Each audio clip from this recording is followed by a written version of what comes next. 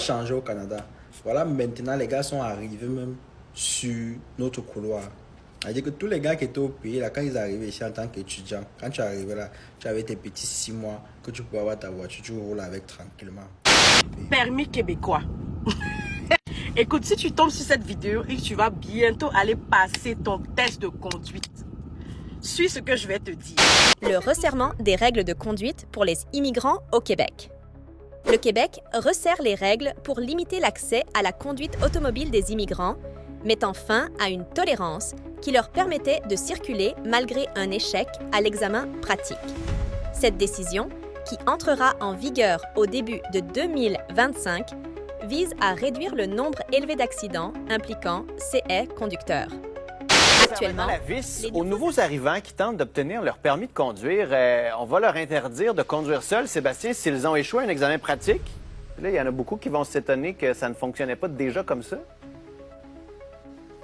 Oui, parce qu'il faut comprendre effectivement le fonctionnement actuel, parce que jusqu'ici, un immigrant qui arrive au Québec avec un permis de conduire qui n'est pas reconnu bénéficiait d'une période de 6 mois pour circuler sur nos routes, mais pour réussir donc ses examens théoriques et pratiques. Et s'il échouait, il pouvait se reprendre dans ce délai de 6 mois. Alors, ça va changer parce qu'en cas d'échec, ils vont devoir obtenir un permis d'apprenti conducteur qui exige qu'il soit accompagné là, au volant par un moniteur de conduite ou par un titulaire d'un permis de conduire valide au Québec depuis 2 ans déjà. C'est une mesure qui va entrer en vigueur quelque part au début de l'année 2025 parce que aussi, notamment, la Société d'assurance automobile du Québec constate qu'ils sont davantage impliqués dans des accidents. On parle de 7,5 par 1000 titulaires de permis de conduire. C'est 2,79 pour des titulaires de permis québécois. Et je me suis entretenu justement au cours des toutes dernières minutes avec le propriétaire d'une école de conduite à Québec dont une bonne partie de sa clientèle sont justement des nouveaux immigrants. On essaie de les encourager à pratiquer davantage. À la limite, en jouant un peu sur les prix, dit bon, écoutez, on va vous organiser un prix un peu, en tout cas, on va s'organiser pour que vous ayez davantage de coûts parce que ce n'est pas bon d'être sur le réseau routier quand on a certaines lacunes. Quand c'est trop criant, ben ça devient totalement dangereux. Il y a un enjeu de sécurité. Absolument. Bon, Québec veut serrer la vis. Est-ce que ce sera une première étape? On pourrait aller plus loin parce que le délai de 6 mois pourrait notamment être raccourci prochainement. Merci, Sébastien. Actuellement, les nouveaux arrivants issus de pays dont les permis de conduire ne sont pas reconnus peuvent conduire pendant 6 mois avec leur permis étranger, même s'ils échouent à l'examen pratique requis pour obtenir un permis québécois. Cette mesure, considérée comme trop permissive par le gouvernement, sera remplacée. Dès leur premier échec, ces conducteurs perdront leur droit de conduire seuls et devront se limiter à un permis d'apprenti conducteur, les obligeant à être accompagnés par un moniteur de conduite ou un conducteur expérimenté.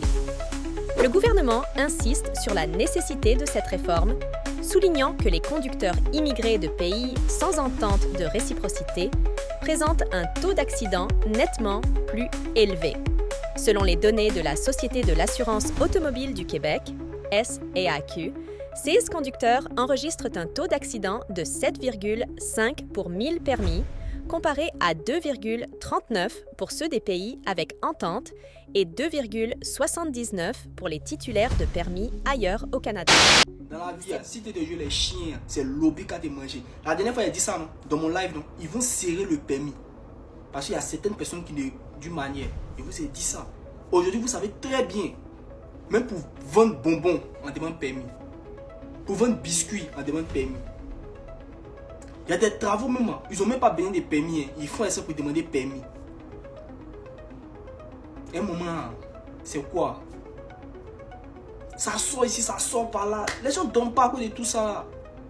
Aujourd'hui, pour avoir un travail stable, minimum un permis québécois. Et maintenant, vous fermez ce circuit-là. On fait comment? On avait dit aux gens ici, faites vos permis. Vous avez vu, non? Vous avez vu? On voit dans les commentaires les voisins d'à côté. Ouais, c'est bien. Oh, enfin. Oh, toujours. Vous aussi, vous fatiguez.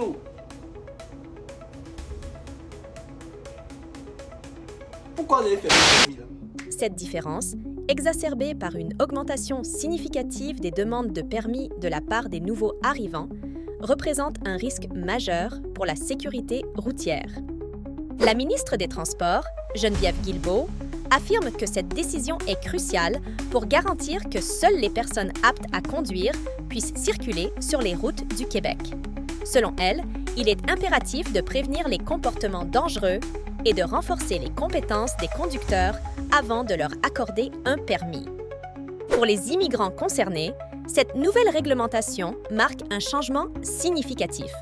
Désormais, un échec à l'examen pratique entraînera non seulement une interdiction de conduire seul, mais aussi une obligation de formation supplémentaire. Les conducteurs devront ainsi démontrer leur capacité à respecter les règles de sécurité avant d'obtenir leur permis définitif. Le Québec a pris cette décision en réponse à une tendance alarmante, l'augmentation constante du nombre d'accidents impliquant des conducteurs étrangers. Avec des chiffres passant de près de 50 000 demandes de permis en 2022 à 120 000 prévues pour 2024, la pression sur le système de sécurité routière est devenue insoutenable. Cette réforme, bien que stricte, ne s'applique pas aux immigrants provenant des 14 pays avec lesquels le Québec a des ententes de réciprocité, ni aux conducteurs des États-Unis ou d'autres provinces canadiennes. 6 derniers ne sont pas soumis aux mêmes exigences d'examen. Cependant, pour les autres nouveaux arrivants, la tolérance autrefois accordée sera désormais révolue, au nom de la sécurité pour tous les usagers de la route. Permis québécois. Écoute, si tu tombes sur cette vidéo et que tu vas bientôt aller passer ton test de conduite, suis ce que je vais te dire. On sait tous que faut pas dépasser les limites, tu dois faire tes arrêts complets, tu dois jamais dépasser ça. Bon, ça j'ai déjà dit, mais on sait tous les zones scolaires, tout ça, il faut respecter, il n'y a pas de problème. Mais le plus important, tu sais c'est quoi? Le plus important, les angles morts. Je dis, faudrait pas seulement te limiter au rétroviseur, hein? Je te montre comment faire. Les angles morts. Fais comme ça. Tu tournes comme ça. Comme ça. Le 360, ils disent là, comme ça là. Il faut faire. C'est le plus important. Même si c'est pour faire pour avoir à la fin ton ticoli, il faut faire. En tout cas, si tu veux réussir là, il faut faire. Parce que c'est sûr que si tu ne fais pas ça à 100%, tu vas échouer. En tout cas, si tu vas bientôt passer ton permis de conduire là, l'examen de conduite là, tu tombes sur ma vidéo là. Faut écouter ce que je dis, oh. Ok.